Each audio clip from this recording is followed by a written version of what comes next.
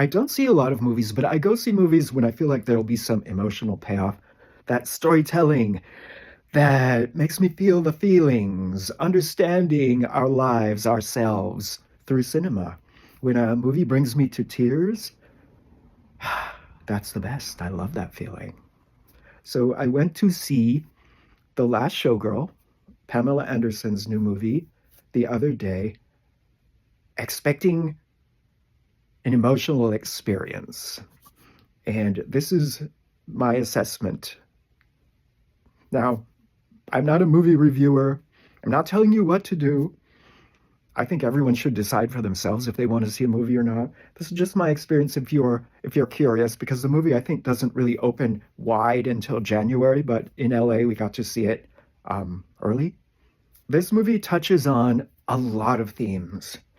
Obviously, there's the theme of women, how they are viewed in society, how they are valued for their looks and their sexiness more than anything else that they have to offer, that sometimes they're thrown away when their looks fade.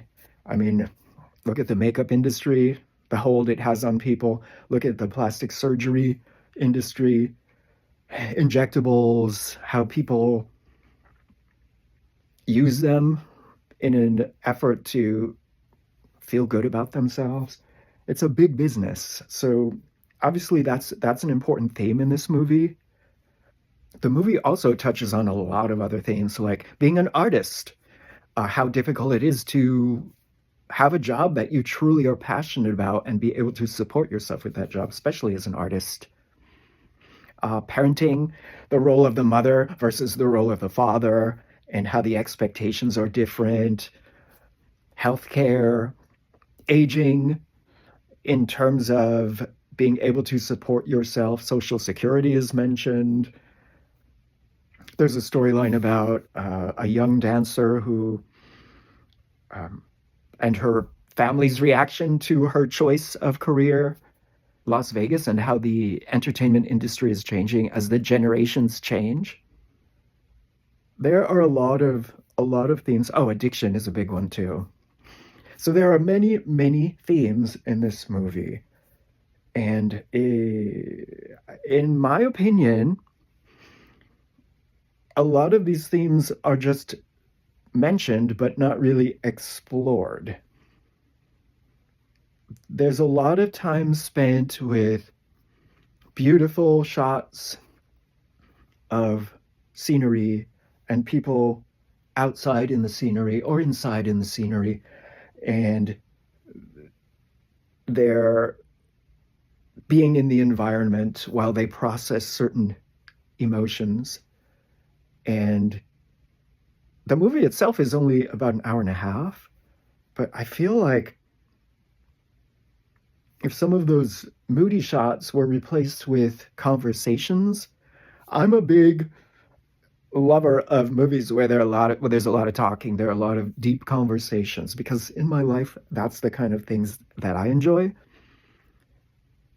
And a lot of it is left to your interpretation, or it's more like about feeling a feeling rather than getting some concrete information, in my opinion.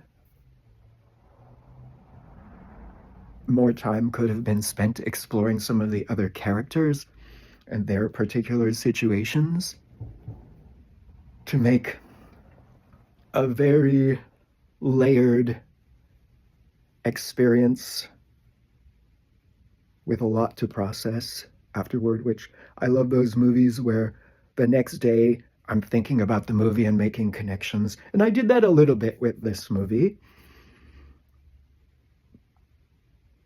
But I didn't feel the emotion that I expected. I didn't cry, I didn't tear up. My housemate, however, who has been a dancer, a professional dancer, perhaps you remember this guy, and now he is turning 50 next year. And he was weeping at the end of the movie. The last 30 minutes of the movie, I think, are the best part of the movie. and it's filled with emotion, and that's what I want, and that's what I want. I want emotion, I want feeling. But yeah, so I guess maybe I'm just not the target demographic. I mean, I haven't experienced being a woman in this life anyway. Reincarnation, you never know. I'm a believer. However, and I never was a performing artist who aged out of my career, so that might really affect, if that's you, that this movie might really affect you in that way as well. Deeply emotional.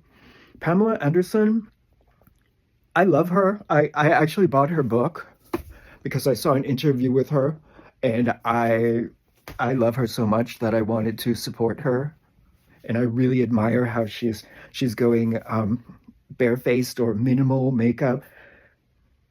Uh, Not necessarily to make a statement, but because she has come to peace with her own self and sees her own worth as more than what she was seen as earlier in her career, as just the sexy, beautiful lady.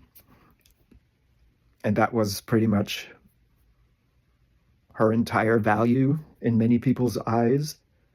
So I really respect that, and I love that she's embracing that and putting it out there for other people to learn from and maybe combat some of this corporate propaganda telling everyone that they need to buy 15 products to put on their face every day and get these injections, and don't let wrinkles form.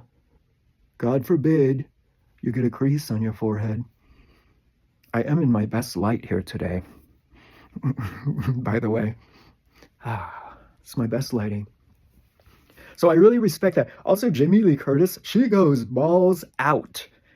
This movie, she is fearless when it comes to performance, to acting, to becoming a character. So her performance is so incredible. And Pamela Anderson was brilliant, especially in the last part of the movie. The beginning of the movie was a little bit odd for me, disjointed. And if anybody's seen it and they know what that babbling about lemons, there's a scene where Pamela Anderson's character is babbling, I think, about lemons. And there's this chaotic scene, and she's just babbling about lemons, and I missed that. I didn't understand that, and I'm wondering if it was just supposed to be a chaotic scene, or because it kind of made her character look like out of touch with reality. And is that the intention? If you've seen the movie and you know what this lemon thing is about, please let me know, because I'm really curious. However, the movie did not bring me to tears, but I still am glad that I saw it, and I still feel like I grew and experienced those feelings that I'm always looking for in a movie. It wasn't my favorite movie, but it is definitely a movie that I'm glad I saw. And I think other people who have different experiences in life will probably get a lot out of it, more than I got out of it. So, and in terms of supporting actors and storytellers who are doing daring things, like I think this movie is somewhat of a daring movie. I'm all for supporting that. So I'm not telling you not to see it just because I didn't cry in this movie. I think it's worth seeing. But yeah, so if you're curious about The Last Showgirl, those are my thoughts. It wasn't my favorite movie I've ever seen, but I'm glad I saw it.